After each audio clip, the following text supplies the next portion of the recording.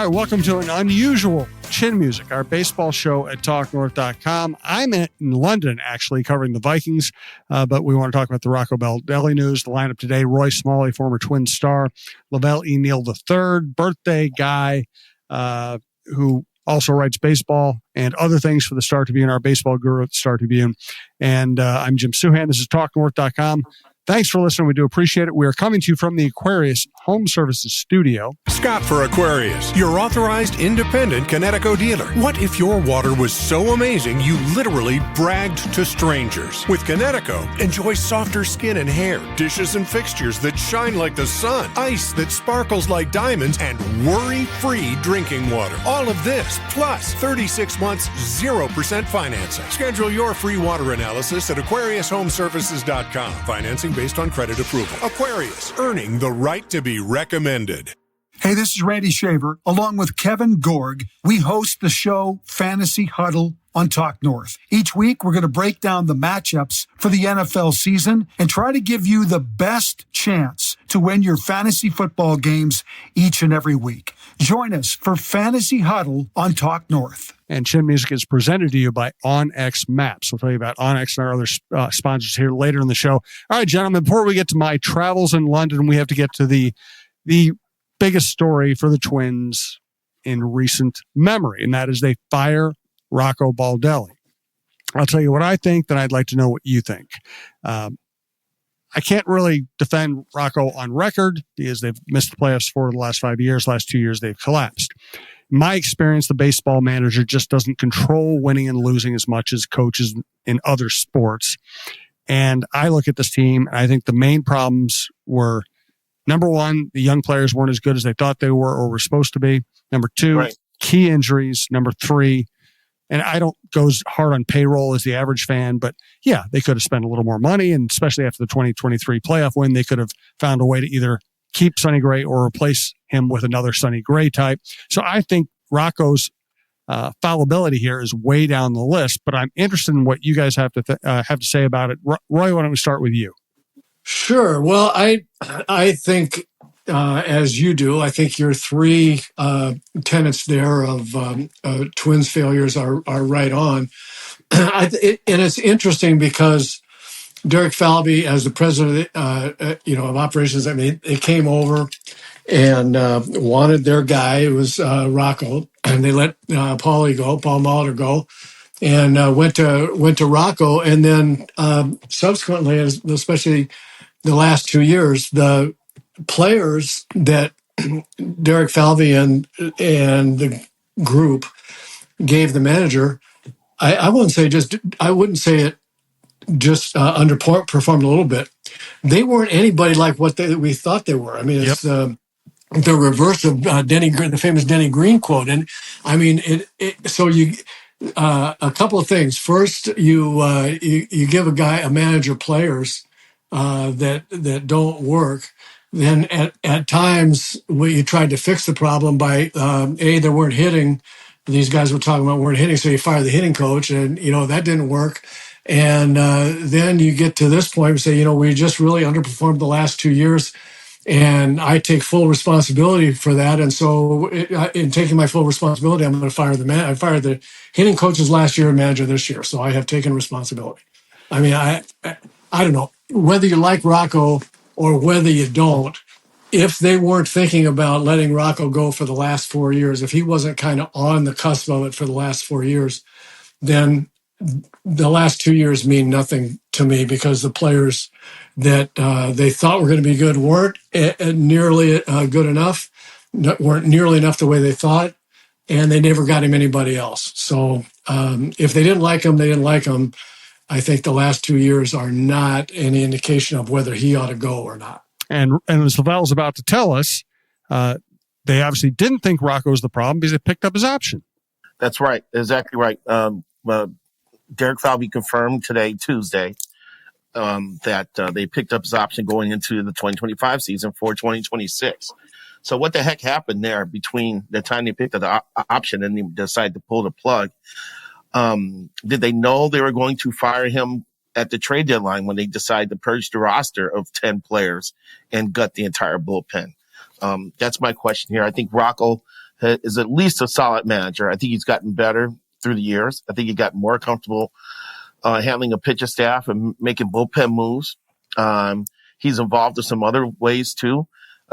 He stopped doing that crap from a couple years ago when a right-hander would start, and as soon as a left-hander would enter into the fourth or fifth inning, Rocco would start flipping over his lineup to try to win that matchup.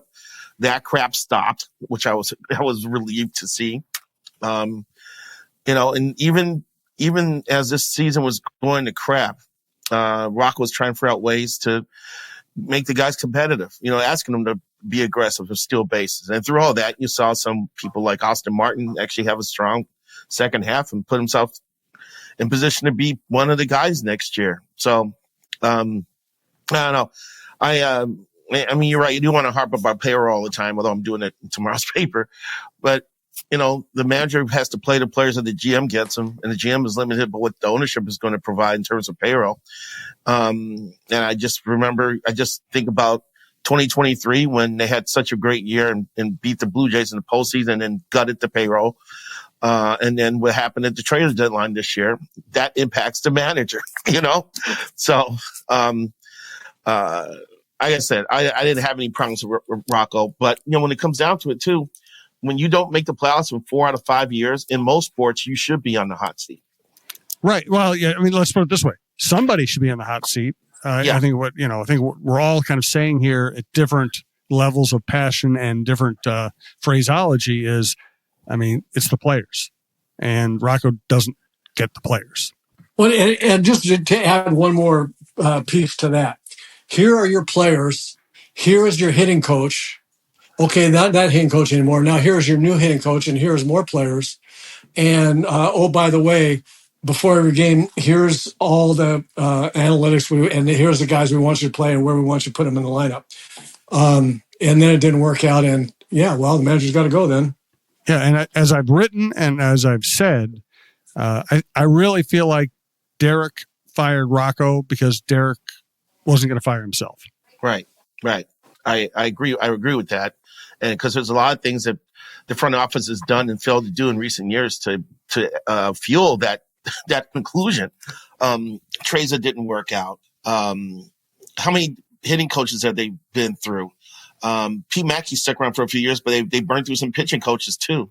And the trainers, they had trouble with training. It looks like Nick Paparazzo is going to be a good guy going forward. But man, they were swapping out trainers every 2-3 years there for a bit there. So, and little things too. Zach Nato, the starting shortstop for the Angels, was in the same draft as Brooks Lee. And I was told by someone in the organization that a bunch of them had models in the draft saying we should take Nato and not Lee. And they were supporting the room, and they ended up taking Brooks Lee, and Nato's now a 25 home run hitting shortstop, little things like that if they add up, that could get a front office president or baseball operations president can.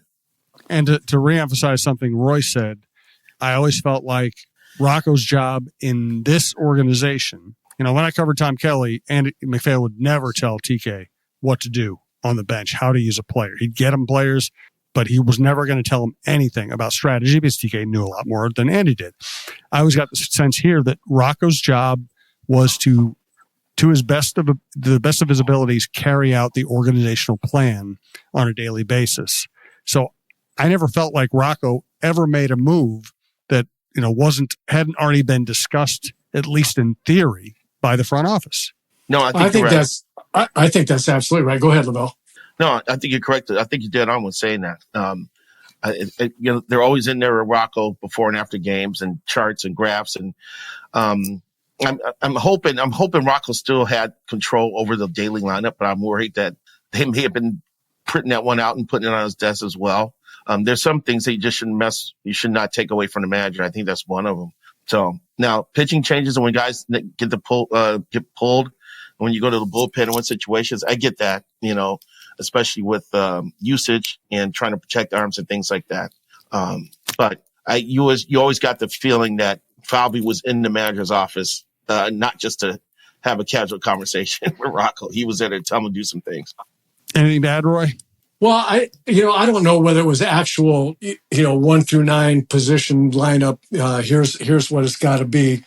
But that it was, I mean, you guys are right. It was organizational responsibility, right? It was organizational meetings and decisions. And I think your characterization of Rocco, carrying out those kinds of things. And Rocco did a nice job. I think the players liked him and respected him. I think, I think he saw one of his main duties really as to create an atmosphere that would let the players thrive as best they could. But in the final analysis, analysis was the problem, right? I mean, it was. Yeah, so, I just think that, and maybe the only thing Rocco did was finally go to the guys and say, "Hey, look, it's kind of like Little League again. You get on base, just go, just steal, go ahead." It turned out to be a bit more exciting and a bit more successful. And maybe that's a good microcosm moment of, let the managers do what they think is going to win the games. That the manager's job is to win games. I mean, nothing has ever been more obvious with his firing than, it's your job to win games. Okay, then let him win them. Yeah. All right, let's take care of the business. We're going to come back, talk about some managerial candidates, and do our Booze and Blues segment. Have you ever driven past a piece of land and wondered who owns that, or maybe you need to know exactly where a property line runs? That's where onX Hunt comes in, and it's not just for hunters. There are folks using onX for their jobs every day throughout the country, from farmers and ranchers mapping out their fields, wildland firefighters navigating rough terrain, to construction workers needing to know who owns what property. This app offers something for everyone. If you need the best land ownership maps, aerial imagery, and property boundaries in your pocket, onX Hunt is the tool for the job. Try it free for 7 days. Download onX Hunt in the app or Google Play Store, or visit onxmaps.com/hunt to get started. We also want to thank Minnesota Masonic Charities. Today, I want to talk a little bit about the Minnesota Masonic Charities. When you think about the Masons, I get it. You think about the funny hats, those pancake breakfasts, which are phenomenal. My dear friend John Schweitz and I have chatted about this, and it's so much more than that. They've got the Masonic home over in Bloomington. They've got the hospital for the children over at the U of M. They are the largest fraternal organization in terms of charitable needs in our country, and they deserve a ton of recognition. So thank you, Minnesota Masonic Charities, for all you do and for supporting us over here at Talk North, and a special thanks to my good friend John Schweitz. And here's Talk North star Michael Russo for Clamshell Beach Resorts. Hey, have you been dreaming of a lake cabin lifestyle with boating, fishing, and family fun in northern Minnesota? Well, lately I've thought a lot about how cool it would be to have a getaway like so many Minnesotans. And if you're like me, you probably think that owning your own lakeside getaway is beyond your budget. Well, if you think lake cabin real estate prices keep going up, well, think again. This is Russo, and I'm here to tell you there is an affordable way to enjoy a cabin lifestyle and all that goes with it. And yes, I said affordable. I founded a Clamshell Beach Resort, which is located on the Whitefish chain of 14 lakes for you and your family to enjoy. Here's how. Clamshell has lake homes that offer deeded fractional ownership, and the keywords there are deeded and fractional. You own it. Imagine having 5 weeks a year to enjoy Clamshell with its beaches, pool, and lodge that's full of kids' activities. Is golf your game? There's a great golf course right across the road. Like winter sports? Well, you can go ice fishing, cross-country skiing, or snowmobiling right out the door at Clamshell. And there's no maintenance, no grass mowing, no snow removal. It's done all for you. And you can own a share of Clamshell Beach Resort at an affordable price. To learn more about ownership opportunities at Clamshell Beach Resort, go to cottagesonwhitefish.com or contact Pat Egan at 612-220-9819. That's cottagesonwhitefish.com or Pat Egan at 612-220-9819. All right, so Bobby Nightingale. And by the way, I kind of buried something I would have gotten to much earlier if not for the Rocco news. Congratulations to our friend and colleague Phil Miller at the Star Tribune. He retired after a very long time covering sports, covering baseball, covering the Twins, working for the Star Tribune. Wonderful guy, wonderful writer. We will miss him. I thought he and Bobby Nightingale were a great team. Luckily, we still have Bobby on our side. So congratulations to Phil. I think we'll try to get Phil on here in the next month or two and just have some fun with him. He's, as I said, just a great guy. That'd be great. Let's go to I think what Bobby wrote, which is there are some very interesting managerial candidates out there. LaVelle, I knew Torrey Hunter very well, but you knew him even better. Do you think Torrey Hunter wants to manage the Twins, and do you think he's a viable candidate for this front office? Well, when Bobby put him on that list, I started thinking, and I remember the year I covered the All-Star game when it was in Washington, D.C., and Torrey happened to manage the Futures game. He managed the American League All-Star kids in the Futures game. And he had LaTroy Hawkins as his pitching coach. He had Matthew LaCroix on his staff. And I remember sitting in his office with him after the game just talking. He was like, you know what? I could be a manager in Major League Baseball. I think I could do it. I like this, and it's always been in the back of my mind. With Torrey, he's become a successful businessman. He's got a couple hundred employees now down in Texas, so he doesn't have to do this. But the fact that he was willing to work for the Angels tells me he's thinking about it. And if that's the case, you got to bring him in. You got to talk to him and get a feel for how he would run a clubhouse and how he would embrace analytics and all that stuff. I think he'd be a great. I think just like he was a spiritual leader when he was a player, I think that spirit would serve a clubhouse well. So why not take a look at Torrey? I think he would bring the fire. I don't think he would be interested in analytics. I know. That's the one thing. That's going to be, and he probably would have Eddie Gordon on his staff. I don't know if Eddie would come back though. Maybe he would, but Eddie was not a big analytics guy. He wasn't either. Like nope. The second half of his last year as a bullpen coach, he started actually opening up a computer and looking at some things, but it took a while to get to that point.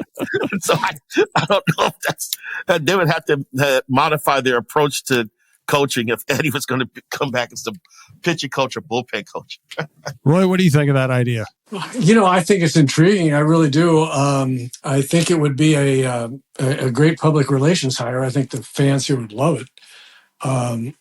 But I don't know. I think you talk to him. If he's interested, I think you talk to him for sure. I don't think Torrey would be an analytics guy, but I do think that he would look at stuff and see where the corroborations with what he thinks, and what he sees on the field. I mean, that's all you really want from a manager. If I were a manager, I'm an old school guy, and I'm not crazy about the heavy over reliance on analytics.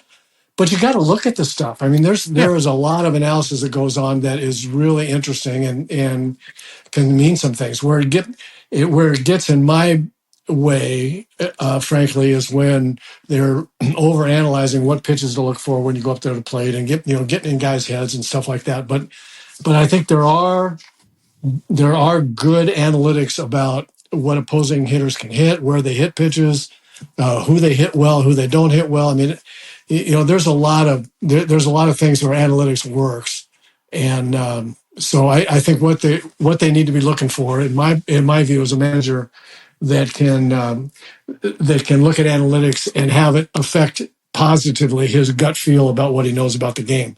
Maybe that's Torrey, and maybe not, but they should talk to him. How about James Rowson? Let's start with Roy on this one. You think of him as a good candidate? Again, I think if you're interested in a player being a player's manager, if the front office is looking for a manager that would have the clubhouse on his side, then I think James would be awesome. He's been around the game now a lot in close to managerial settings, sitting or standing right next to the manager in a couple of different places. And I think that's an intriguing one for me. I think you you interview James and get him with a pitching coach that you don't just give him one, you give him one that he really likes, that he has really good rapport with. I think that's an intriguing thought. I wanted the Twins to bring Rowson back a couple times when there were some openings here, and they didn't. I think highly of the guy, and apparently he's got a great touch with players because he would find ways to connect with the hitters he dealt with. He's worked with winning franchises. He's been on a bunch of winning teams as a coach. He's worked with A-Rod. He calls him Al. I know he's the only guy I know who calls Alex Rodriguez Al. And he was what do you call it? I think he was the offensive coordinator. I think they created an offensive coordinator job title for him with the Marlins when he was working with Don Mattingly. So yeah, down there with Mattingly. That's what I was thinking about. He's sitting next to Mattingly, and then did the same thing the next place he went to. He has been surrounded. He has been involved with winning organizations, winning players, Hall of Famers. It seems like his life's work is pointing him toward becoming a manager one day. So he would be on my list with Torrey as far as at least to come in and have a conversation. I wouldn't mind Skip Schumacher either. He's highly thought of too. Well, tell us about Skip. Well, Skip was with the Marlins, and he has 11 years of experience. And a lot of people thought, he just got fed up with the Marlins situation and left. But the Marlins' last playoff team was under him in 2023, and he was national manager, NL manager of the year. So that's right. And he left. He left the Marlins because there were changes in baseball operations. And he decided to move on. So he's currently the Rangers' senior advisor. He played 11 years with the Cardinals, and he's highly thought of in the business. And they thought he overachieved with the Marlins until the baseball operations department was kind of gutted and changed around here. So I think he's a guy to keep an eye on. He'll get he'll be able to pick a spot next year if he really wants to manage again. Any other names you guys want to discuss? I don't want to go through like 12 people, but is there anybody else that jumps out at either of you? What about, and I'm not saying necessarily right now in this situation, but I'm curious to know what people think of Toby Gardenhire.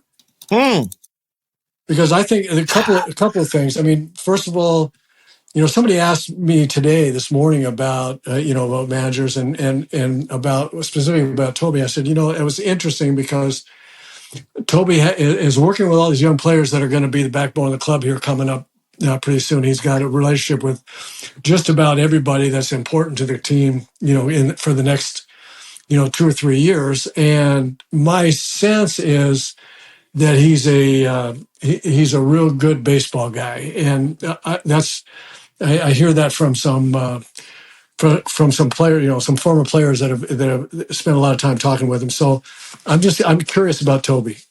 There's been movement, throughout the Twins minor league organization with some of their coaches. Some move up, some move down, some move out. And Toby's been the one guy who's lasted at St. Paul for a number of years now. So it makes you wonder if they definitely have as broad a search as Falvey talked about today, that he could at least have a conversation. I find it fascinating too.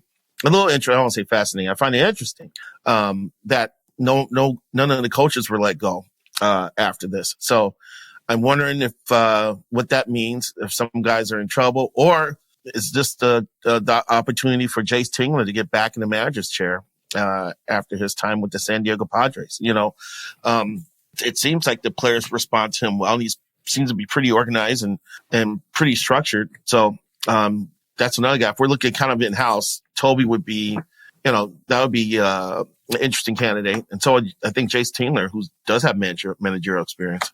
That's a good thought, LaVelle. I like Toby personally. I think he does a good job. Like Roy, I've talked to people who think very highly of his acumen. It seems to me like Tingler is, if you're staying in-house, Tingler is the easiest, most logical move. He's managed in the big leagues before.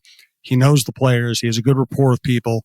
If they like the staff, they could very easily keep the staff intact under him. I don't know, Roy, what do you think of that?